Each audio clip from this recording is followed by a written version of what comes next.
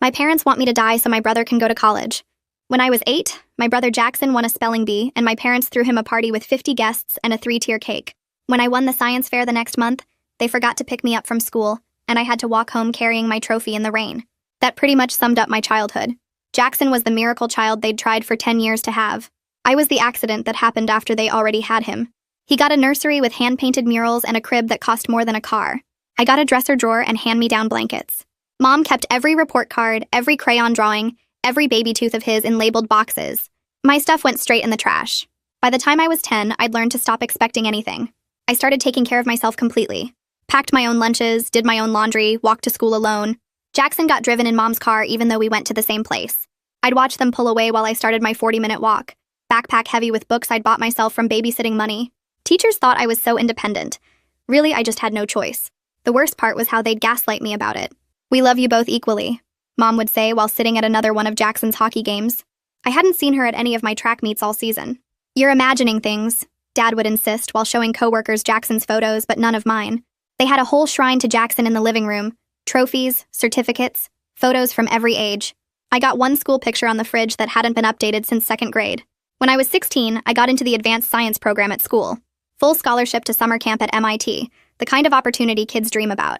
I ran home with the letter, finally something so big they'd have to care.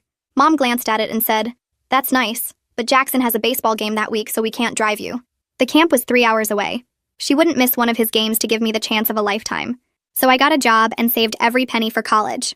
I knew by then that they'd never pay for mine. Jackson already had a college fund that Mom talked about constantly. "We've saved $40,000 for his education," she'd brag to relatives. When those same relatives asked about my college plans, she'd say I'd probably get scholarships since I was the bookish one. Like being smart was a consolation prize for being unloved. Then when I was 17, I started getting sick. Bruises everywhere, exhaustion so bad I could barely stand. I ignored it for months because complaining got me nowhere in that house. But when I fainted at work and woke up in the hospital, the tests showed acute leukemia. Advanced enough that the doctors were surprised I'd been walking around at all. For the first time in my life, my parents looked at me like I mattered. Mom cried actual tears, held my hand during chemo, even slept in the hospital chair. Dad took time off work, something he'd never done for my school events but did now that I was dying. They brought me flowers and balloons and teddy bears, all the things I'd wanted as a kid but never got. For 3 beautiful months, I had parents who loved me. The chemo worked. My counts improved.